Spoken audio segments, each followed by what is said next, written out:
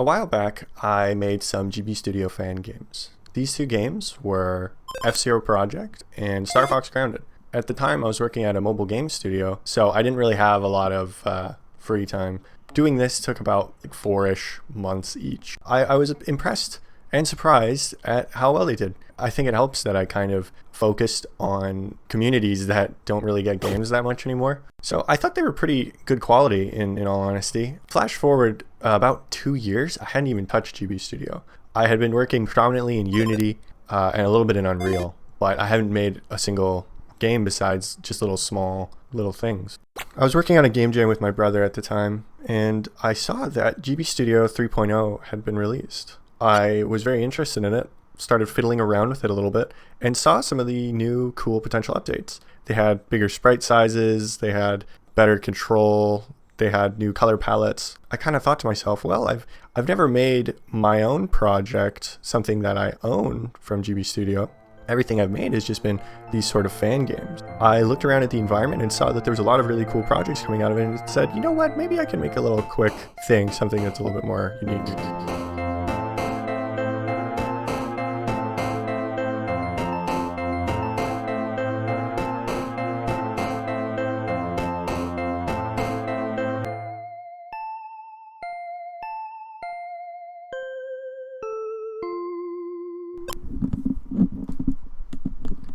And that's when I decided to make a quick project. Emphasis on the quick. I thought about taking advantage of the systems that were available in the engine. For this, I looked at what I haven't done, and it was the platformer bit. I don't really like bullet hell style shooters, things that are on rails, I'm not too fond of, so I decided to just go with the platformer. And with the platformer, an added benefit is you can have a lot more animations because you're not using the 4 directions for each character. I set the platformer settings up to my liking, things like speed and height, acceleration, deceleration. As I was going through and testing things, I kind of noticed the ladder system that's available in the game, and it really got me thinking of an old game I used to play called MapleStory. MapleStory kind of has this more hack and slash system in a platformer. Essentially, you climb these platforms, and most levels kind of just go up. You hit them with the single attack button, but you have access to other skills and different things you can unlock through classes or other things like that. GB Studio has this bullet function where it essentially shoots things, and this is used for a lot of their versions of attacking or killing enemies. I figured if I just don't have it move very fast, it's basically a slash. Then making the slash effect, I moved into the cooldown logic, because you can't just be, swinging non-stop. As I was making this, I thought, well, it'd be pretty nice if you could upgrade your speed for this, I assume. So I put in some logic for that later. Now, I had this working, and since I'd made it, I was really proud of it. I thought maybe this is good enough to have most of a whole game, and it could maybe be, but for this, I looked at MapleStory as like, okay, what makes the combat a little bit more interesting? And it really is having special skills. So I thought, I can't have a big HUD on the screen, there's too many sprites. I can't really, leave it up to the player to just imagine or remember this stuff like I had done with Star Fox Grounded. So I used the combat menu kind of logic that they have. I figured if I can open this mid-combat, then we're gold. Then that's perfect. Luckily, that was the case. It stops time and you're able to select an attack and go for it. I initially had thoughts of a magic meter, but I didn't really like it. I kind of liked where you have to actually hit the enemy to gain magic so that you can use the abilities. I don't know if that makes combat extremely repetitive. At least your magic kind of carries over, but that's that. So then the skills, I figured I should just have a base set. I shouldn't get, caught up in making way too many or swappable ones or things like that. For this, I initially started with Fire Slash. It just does big damage, really simple. It's basically just your slash, but more damage. And then Blitz. This initially was a speed increase so that you'd actually get faster, but I ran into issues and I made it basically just like a quadruple slash type attack. I wanted something that could actually stop enemy attacks, more of a defensive skill. So for that I added Silence. It just stops the enemy attacks. And then finally, I realized that the game needed some kind of healing type thing, so you're not always having to run back and heal. So I added a heal spell, although I made it optional. You don't have to get it, but it's kind of the last ability. A little, underwhelming for a last ability, but what can you do? So for most of these abilities, they're unlocked through the story. As you progress, I wanted you to gain more abilities. I could tie them into quests as well and have an incentive for the player to keep going. I also went out of the way to add some platforming sections to upgrade health and stuff like that. So the initial story thought, I really didn't want to touch it that much. I know for these, I like to approach the gameplay first, really settle on the gameplay, and the story can come after. I'm honestly really inspired by a lot of how mangaka seem to create their story, where they just kind of think of it on the spot really organically. I really don't want to plan it out. I've done that too many times, and it always ends with way too big of a story, way too ambitious, and it's always bad for me. I thought it could be fun to have themes of forgetting, since, the Game Boy itself is almost this older, forgotten relic for most people, but it's kind of like making it's still alive, so I thought that was kind of neat. We could bring it into the characters as well as, we could have amnesia or something like that.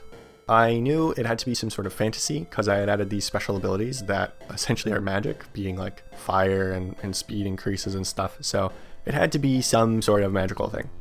I did a loose lore, kind of goes like this. So there are people in the world that can use magic if they're born in specific places. There was a pretty chill global peace where magic people would help out and trade with the normies, and the normies did the same back, yada yada, good times. Eventually the normal people somehow got magic.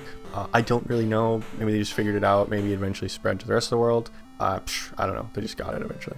Since the normal people didn't really need magic anymore, they literally just forgot about them pretty much. With that, I bet you're kind of wondering how the magic actually works. The magic users have magic potential in their body. They can release the magic by putting it into a catalyst, where they can do pretty much anything with. The most common uses are making the catalyst harder or faster, or coated with an element, sharp, basically just like enhanced in some way.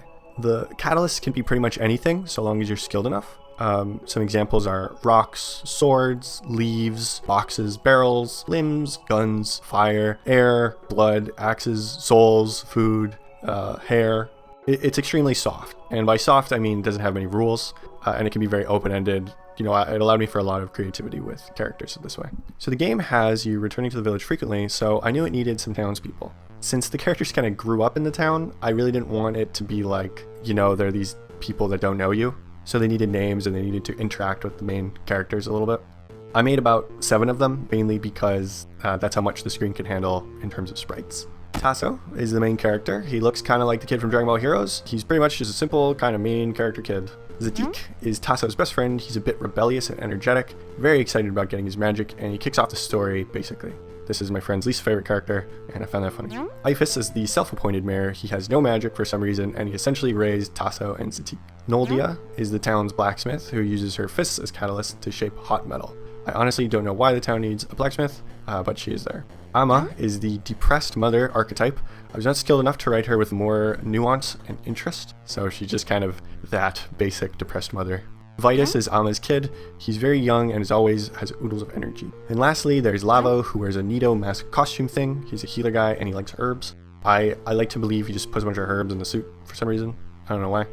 So these are the village characters. Initially, I didn't really care if they had names or personalities. I didn't want to go down that path so much, but since they're tied to a lot of quests and the spells, I needed to give them more importance. And I can't just have them be like, go back to the mom in the village, because how's the player supposed to know? In the game, I have them all, their names just like pop up.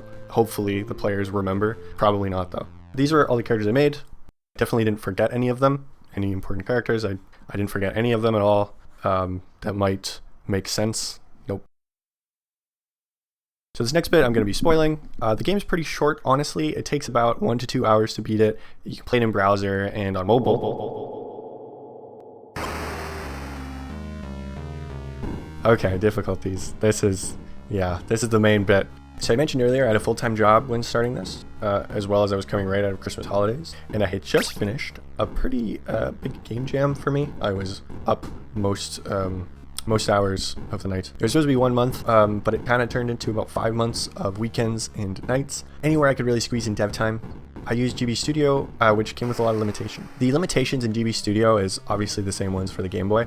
So there's color limitations, although they do have different palettes. It's kind of hard to access all of them to their fullest though. It takes a bit of time. There's obviously a lot of sound limitations. I think GB Studio only really gives like a couple of noise and like a boop thing that you can use. You essentially have to download other things to get better sound out of it.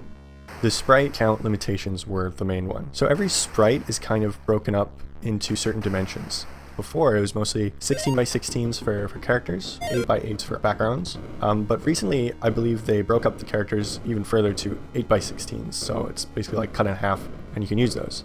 Each scene has a certain amount, and if you go over the limit, then sprites kind of start using each other. That happened a couple times when I tried to make new magics. Because of these sprite limitations, I couldn't really use as many animations for the enemies as I wanted. So they're kind of just like all of them are hovering. They don't really walk. I mean, that's easier for me, but it looks kind of weird sometimes. There's also a limited amount of enemies on screen. I kind of wanted to have a little bit more just to get that Maple Story kind of flavor back, but I couldn't really have that many enemies from that. If characters shared code, like all the enemies kind of had the same basic code, I couldn't really change it once somewhere and it changes everything. I could sort of change. If things were already made when the characters were made, I could change them all together with a custom script. But the problem is around the end, I had to keep adding a lot of stuff. So I did have to end up like going to each character and clicking on something and changing stuff. It added up to a lot of time. Initially, I had a lot of issues with things like the health bar. It was going to be a sprite on top of the screen, but it was taking up a lot of sprite space. For a lot of these issues, I ended up needing plugins, which was amazing that the GB Studio community is so awesome because I was able to actually really get things that I needed, and I didn't have to like ask, hey, does anyone have something like this? I really didn't have to do that, which was awesome. The plugins I needed was a text on screen plugin, a sound effect generator, and better menus for things like inventory and stats and that stuff. For the project, I had to kind of make my own music, and that was a whole new process. I used the wonderful tool Beatbox, and with a bunch of weeks of trial and error, I was able to make a couple of tunes. Here, take a listen.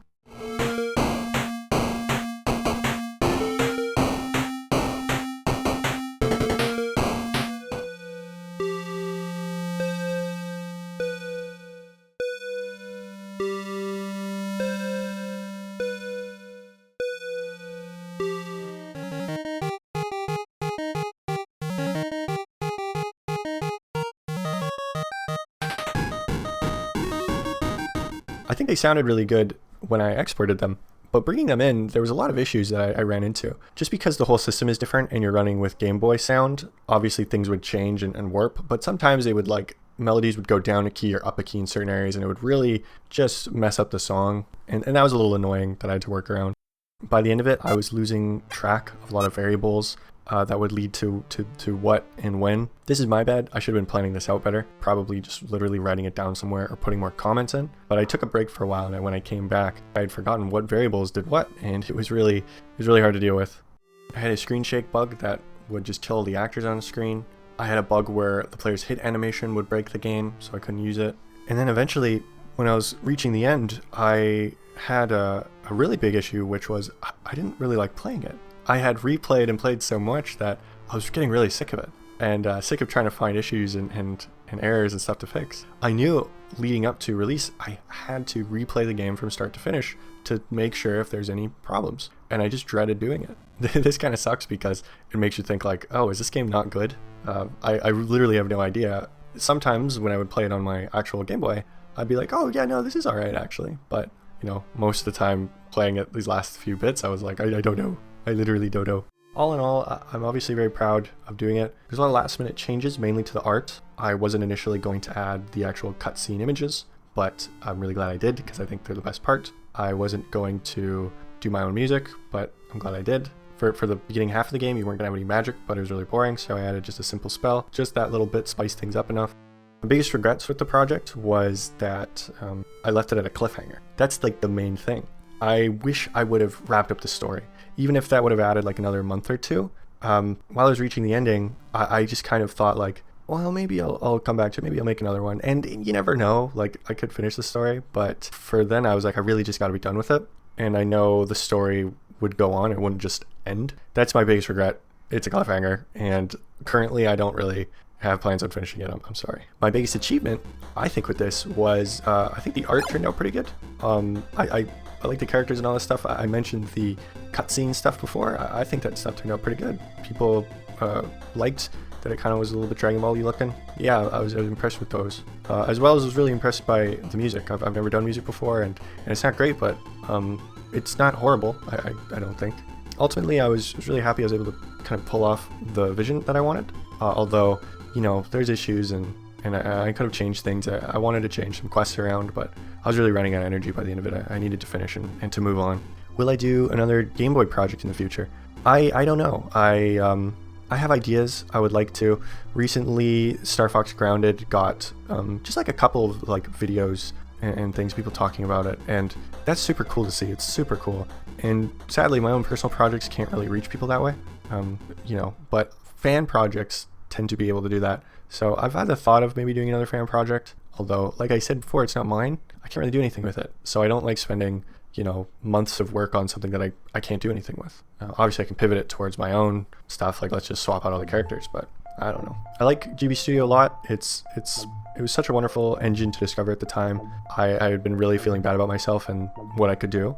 So to have this engine that for once was easy to learn and easy to make stuff with, and where I felt like I was making things that were actively, decently, you know, good. Just an update. I went back to it a bit after I said it was done, and I added a couple of boss fight things and some collectibles to share and an interior of Tasso's house, which is so cozy. I think it's pretty cool. I added a little bit of things that kind of do more world building, round out the characters a little bit more, and a whole sleeping dungeon system that sucks, but it's content, and it actually gives you a lot of benefits if you make it through. So, update again. It's possible it could get a physical release. We're still looking into that though.